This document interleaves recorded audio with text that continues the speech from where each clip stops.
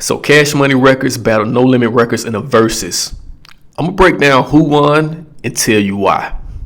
Music history expert A.R. Shaw. A.R. Shaw. A.R. Shaw. A.R. Shaw. It's A.R. Shaw. A.R. Shaw, author of Trap History, Atlantic Culture, and the Global Impact of Trap Music. Welcome back to the channel. This is A.R. Shaw, A.R. Shaw TV. I am the author of the book Trap History, Atlantic Culture, and the Global Impact of Trap Music. Definitely check this book out. It talks about the history of trap music, southern rap, all that good stuff. Like, subscribe, leave a comment. Let's definitely have a dialogue on what we discussed today. All right, I'm gonna get right into it. Cash Money Records versus No Limit Records in its latest Verzuz.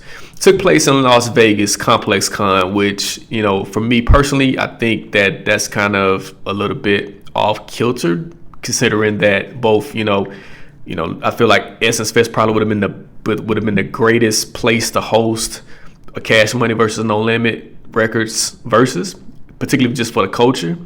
But nonetheless, it was still a great show. Rather short, but still a great show. So I'm gonna get right into it. I'm gonna pretty much give you guys a breakdown of what I thought about the Verzuz, who won the Verzuz, and pretty much what this means for Southern hip hop moving forward. All right, I'm gonna get right into it. So the Verzuz starts off, and it pretty much it was even. I think through about the first, I say 7 rounds, right? The first song that Cash Money, they came out to Juvenile 400 Degrees, which is, man, one of the classic songs. I remember, coming out in the late 90s, and 400 Degrees was really just like Juvenile pretty much showing that, from a lyrical standpoint, Southern artists can really stick with anybody on the map. And so, Juvenile, he comes out with 400 Degrees, a crazy beat produced by Manny Fresh. And so, yeah, that was a great lead-off song for Cash Money. No Limit, they countered with No Limit Soldiers, which came off of the True album, which featured Master P, Silk, Mia X, and I just remember that time that No Limit Soldiers, that beat just had that crazy snare drums produced by KLC, and it's just like you marching.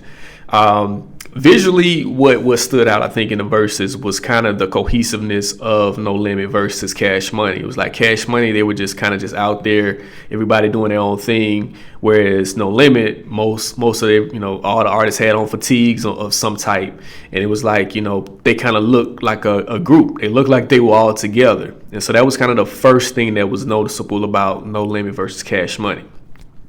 Another thing that was noticeable is that 2 major players from Cash Money was missing, and that was Lil Wayne and Turk. And we're going to get into that later, but this is kind of the first things that we're seeing, with this battle. Now, the second song was Still Fly. Of course, Birdman and Manny Fresh, they were all about, flashing that money, that wealth, pretty much letting people know that this is what it means to have black wealth in the South, in New Orleans, right? Master P, he counters that with Break 'Em Off something. Now, Break 'Em Off was like, truly like Southern gangster rap, right? It was just like, with UGK, just a dope beat. I think produced by Pimp C, and it was just like, man, one of the hardest beats that's ever come out of hip hop, period, is Break 'Em Off. And so Master P counters with Break 'Em Off. And, for me, I think I'm going to give those first 2 rounds. I said the first round would go to Cash Money with 400 Degrees, and that second round went to Master P with Break 'Em Off something, just because that beat is so crazy, right? So the third round, we get into like the battle of the sexes, right? Whereas Cash Money, they do Project Chick, and then Mia X, she does Freak Hoes. And it's interesting because Mia X gave a juxtaposition of what Juvie did, because Juvie, he always does this thing where he kind of goes into this diatribe about a chick and what she does for, I'm gonna say, sex, right? so Juvie's always does it in every show. He did the same thing with the Verzuz, saying what a chick would do to have sex with him. And so Mia X, she counters with free codes, and then she basically says, you know, all men lie for it, they steal for it, they do whatever they want, you know, they do whatever, everything that they're doing is for some cuts. So Mia X kind of gave a good counter to Project Chick and what Cash Money was giving out. So I'm gonna give that third round almost like a wash. I think both of them kind of pretty much gave a good presentation. And so yeah, and just like I said, I think the verses remain pretty solid, you know, for the first 6-7 rounds.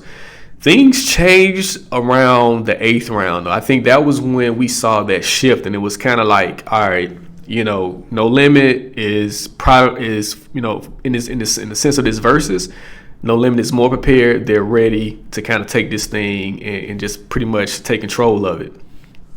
So Baby, he does, you know, the number one stunner, which was a big song. Like number one stunner was like his calling card of like, yeah, I'm that guy that's gonna have, you know, the jewelry, the fast cars, all the chicks, you know, the big houses. And so that was Baby, that was Birdman. You know, it was like this was him. And then so P, you know, after that, P gives Baby credit. He said, yeah, you started that stunt. And then he goes into bout it. And that was like, man, like, okay, No Limit, they not playing at this point. Bout it was really like, you know, one of those songs that pretty much, you know, almost at the time when the South wasn't being recognized, Bout It was that song that was like, man, this is what it means to be from the South. It's street, it's hardcore. Mia X comes in with a dope verse. And so, yeah, it's like, man, this is where it's at. After that, you know, Snoop comes out, supports and does Down for My Ends. And, you know, at this point, it's like, you know, it's not even fair with Snoop coming out doing this verse on Down for My Ends. And so, yeah, I mean, it was really a testament to me in terms of what No Limit represents and what Cash Money represents in terms of where they are now, particularly with their leaders, right?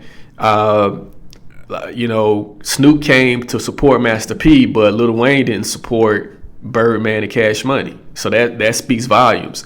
And then Birdman kind of goes off on Turk, and he puts a slight to him. He calls him a little bitch during his you know, it's like almost like a thank you moment to everybody. But then he kind of like he took a shot at Turk.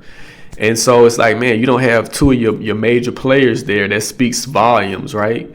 And, you know, at that point, it's just like, you know, No Limit is pretty much the clear winner at this point. It's just like, you know, Cash Money, although it seems like they've had a more successful tenure after they felt it had a more successful run after 2000, it seems like No Limit is still, in terms of respectability, it seems like Master P has a little bit more respect on when it comes to his team. And Master P has had issues with his team. You know, he's had some legal issues with Beats by the Pound back in the day.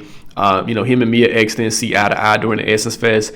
Even Romeo, you know, had some issues with P at the time. But it seems like they put aside their differences for something that was big. And I think, you know, having the verses, you know, with New Orleans in the forefront is major. And the fact that, you know, Snoop and Mia X and Romeo and Silk the Shocker and KLC Beats by the Pound decided to support P speaks a lot.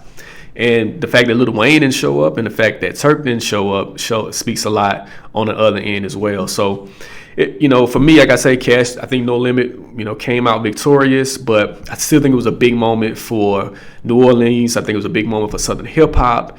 And yeah, I just, you know, hopefully they'll tour and really take this thing on the road, because I think it really represents a time that, you know, that pretty much set the stage of where Southern hip hop is today. Again, those are my thoughts. Let me know what you thought about the verses. Who do you think won? And yeah, let's have a discussion about it. Again, I am A.R. Shaw, the author of the book Trap History, Atlanta Culture, and the Global Impact of Trap Music. Like, subscribe, leave a comment.